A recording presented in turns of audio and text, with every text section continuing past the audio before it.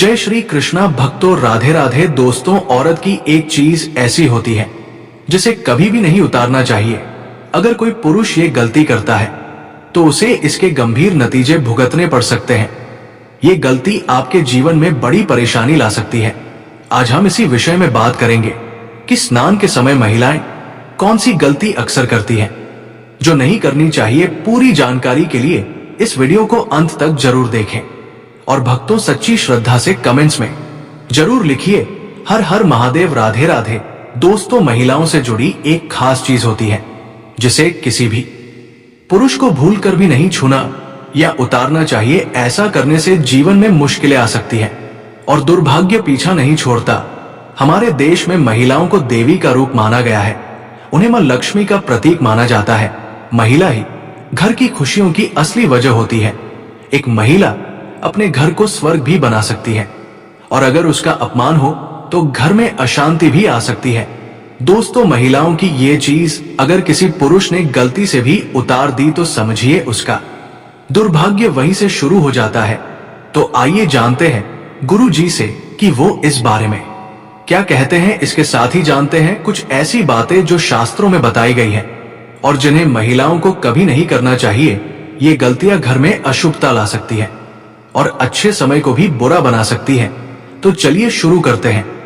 लेकिन आगे बढ़ने से पहले आपसे एक विनती है कि वीडियो को लाइक करें, अपने दोस्तों के साथ जरूर शेयर करें और अगर आपने अभी तक डिवाइन एनर्जी चैनल को सब्सक्राइब नहीं किया है तो तुरंत सब्सक्राइब कर बेल आइकॉन दबाएं। जो महिला देर तक सोती है उसके घर में मां लक्ष्मी का प्रवेश नहीं होता।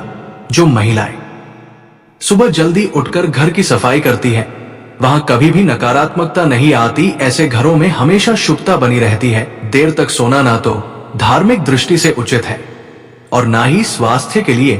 इससे शरीर में आलस आ जाता है और दिनचर्या बिगड़ जाती है। महिलाओं को अपने बाल और पैर हमेशा साफ रखने चाहिए। साफ सुथरे बाल और स्वच्छ पैर घर की समृद्धि और सुंदरता का प्रतीक होते हैं।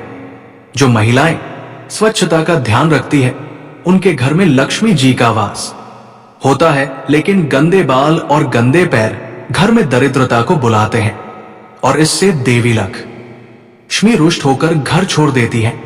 ऐसी महिलाएं धन, सुख और पति के साथ से भी वंचित रह सकती है। हिंदू धर्म में स्नान को लेकर कुछ विशेष नियम बताए गए हैं जिनका पालन हम सभी को करना चाहिए। जिसमें सबसे जरूरी नियम है स्नान का सही समय। आपको बता दें कि सुबह 8 बजे के बाद स्नान करना शास्त्रों में उचित नहीं माना गया है।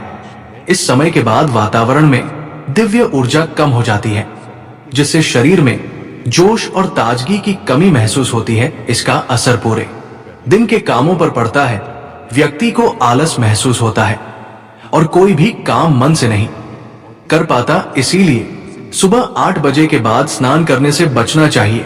जो महिलाएं 8 बजे के बाद स्नान करती है उनके जीवन में नकारात्मकता बनी रहती है और घर में सुख शांति नहीं आ पाती। अगर किसी कारण से 8 बजे से पहले स्नान ना हो पाए तो 12 बजे से पहले जरूर कर लेना चाहिए, क्योंकि भगवान श्री कृष्ण के अनुसार 12 बजे के बाद स्नान करना अनुचित माना गया है। यह स्नान दानव स्नान की श्रेणी में आता है और इसका कोई पुण्य फल नहीं मिलता, बल्कि इसके उलट ये पाप का कारण बनता है। महिलाओं को नहाते समय अपने पानी में थोड़ा सा नमक मिला लेना चाहिए। ऐसा करने से मां लक्ष्मी की कृपा बनी रहती है और घर में सुख समृद्धि आती है। यह तरीका सेहत के लिए भी बहुत अच्छा माना गया है। सुबह खाना बनाते समय एक रोटी अलग निकालकर गाय को खिलाना शुभ माना गया है। रोजाना ऐसा करने से घर में कभी भी अन्न और धन की कमी नहीं होती। ये बहुत ही छोटा काम है लेकिन इसका प्रभाव बहुत बड़ा होता है। हर दिन घर के मंदिर में पूजा अवश्य करनी चाहिए और वहां धूप, दीपक या अगरबत्ती जलानी चाहिए। इससे घर का वातावरण शुद्ध होता है और नकारात्मक ऊर्जा दूर होती है। ऐसा माना गया है कि सुबह के समय दिव्य शक्तियों का प्रभाव सबसे ज्यादा होता है। इस समय ईश्वर हमारे घर से प्रस्थान करते हैं और अगर आप सुबह के बजाय दोपहर में सफाई करते हैं तो इसका शुभ असर नहीं होता। ऐसा करने से घर में सुख और समृद्धि टिक नहीं पाती। सुबह झाड़ू पोछा करना सबसे अच्छा माना गया है, क्योंकि इससे मां लक्ष्मी का घर में स्थायी वास होता है और घर खुशियों से भर जाता है। दोपहर में सफाई करने से घर में नकारात्मक ऊर्जा बढ़ती है। दोपहर के समय किसी सुनसान या वीरान स्थान पर नहीं जाना चाहिए। खासकर महिलाओं को इस बात का खास ध्यान रखना चाहिए। दोपहर में चारों तरफ नकारात्मक शक्तियों की गति तेज होती है। कब्रिस्तान, श्मशान या सुनसान जगहों पर इस समय जाना हानिकारक हो सकता है, जिससे नकारात्मकता व्यक्ति को अपनी चपेट में ले सकती है। स्त्री को संसार में देवी का रूप माना गया है। कहा जाता है कि माता पार्वती हर स्त्री के भीतर निवास करती है। स्त्री का नाभि स्थान शक्ति का प्रतीक माना जाता है, इसलिए उसे हमेशा साफ और स्वच्छ रखना चाहिए। कई बार महिलाएं सफाई में लापरवाही बरतती हैं, जिससे वहां गंदगी और दुर्गंध जमा हो जाती है। ऐसा होने पर माता पार्वती नाराज हो सकती है और उस स्त्री के जीवन में परेशानियां बढ़ जाती हैं। शास्त्रों में कहा गया है कि जो महिला अपनी नाभि की सफाई नहीं करती, उसकी शादी में रुकावटें आती हैं और उसका सौभाग्य भी कम हो जाता है। नाभि में मां पार्वती का वास माना गया है, इसलिए इसे गंदा रखना अशुभ होता है और इससे घर के बाकी लोगों के कार्यों में भी बाधाएं आती हैं। इसलिए अगर आप अपने घर में खुशहाली चाहती हैं तो अपनी नाभि की साफ सफाई का विशेष ध्यान रखें। चलिए अब जानते हैं कि महिलाओं की वह कौन सी चीज है जो पुरुषों को कभी भी नहीं उतारनी चाहिए। नहीं तो इसका गंभीर परिणाम आपको भुगतना पड़ सकता है और जीवन में नुकसान भी हो सकता है। दोस्तों, शास्त्रों में लिखा है कि जहां महिलाओं का सम्मान नहीं होता, वहां भगवान भी निवास नहीं करते। किसी भी व्यक्ति को बार बार किसी महिला को अपमानित नहीं करना चाहिए, क्योंकि यह देवी का अपमान माना जाता है। अगर कोई ये सोचता है कि महिला को नीचा दिखाकर वो खुद को ताकतवर साबित कर लेगा, तो वो बड़ी भूल करता है। भगवान श्री कृष्ण ने भी महिलाओं को उच्च स्थान दिया है। उन्होंने कहा है कि जहां नारी का आदर नहीं होता, वहां कोई शुभ कार्य सफल नहीं होता और देवी देवता भी वहां से दूर हो जाते हैं। भगवान श्री कृष्ण का साफ कहना है कि यदि आप जीवन में उन्नति और खुशहाली चाहते हैं तो नारी का सम्मान करना जरूरी है। जो लोग महिलाओं की इज्जत करते हैं, वही लोग सच्चे मायनों में सफल बनते हैं। लेकिन जो व्यक्ति महिलाओं को अपमानित करता है, वो चाहे जितनी कोशिश कर ले, सफलता उसके पास नहीं आती। तो दोस्तों, अगर आप अपने जीवन में हर सुख और सफलता पाना चाहते हैं तो महिलाओं की इज्जत जरूर करें और कभी भी उनका अपमान ना करें।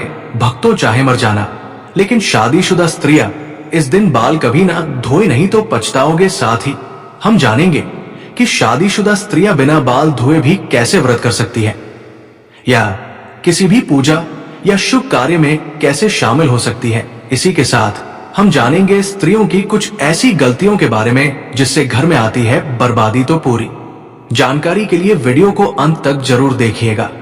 और भक्तों, सच्ची श्रद्धा से कमेंट बॉक्स में जय मां लक्ष्मी, हर हर महादेव जरूर लिखें। भक्तों, हमारे हिंदू धर्म के शास्त्रों में अनेकों परंपराओं और रीति रिवाजों का खास महत्व दिया जाता है। शादी, विवाह और अंतिम संस्कार के अलावा कई ऐसी परंपराएं भारतीय सनातन हिंदू समाज में आज भी विद्यमान हैं, जिनका अनुसरण प्रत्येक भारतीय पुरुष अथवा स्त्री करती आई है। इसी के अनुसार शादीशुदा स्त्रियों को हर दिन कुछ कार्य करने से पहले शुभ अशुभ का खास ध्यान रखना चाहिए। आप तो जानते ही होंगे कि शादीशुदा स्त्रियों द्वारा खास दिन के अलावा धर्म शास्त्रों में उनके बाल धोने को निषेध माना गया है। सप्ताह के कुछ खास दिन अगर शादीशुदा स्त्रियां अपने बाल धोएं तो उनके पति पर बाधाएं आ सकती हैं, यहाँ तक कि आपकी संतान और परिवार को भी कष्ट हो सकता है। तो भक्तों, चलते हैं और सुनते हैं गुरु जी से कि वे क्या कहते हैं इसके बारे में। लेकिन उससे पहले अगर आप भी चाहते हैं कि लक्ष्मी माता का आशीर्वाद आप पर बना रहे, तो इस वीडियो को एक लाइक करें और आपके अपने चैनल द डिवाइन एनर्जी को सब्सक्राइब कर लें और कमेंट बॉक्स में जय लक्ष्मी माता जरूर लिखें। भक्तों, इस वीडियो में हम जानेंगे कि किस खास दिन शादीशुदा स्त्रियों को बाल जरूर धोने चाहिए। तो आइए आप भी जान लें कि किस दिन शादीशुदा स्त्रियों को बाल नहीं धोने चाहिए और किस दिन बाल जरूर धोने चाहिए।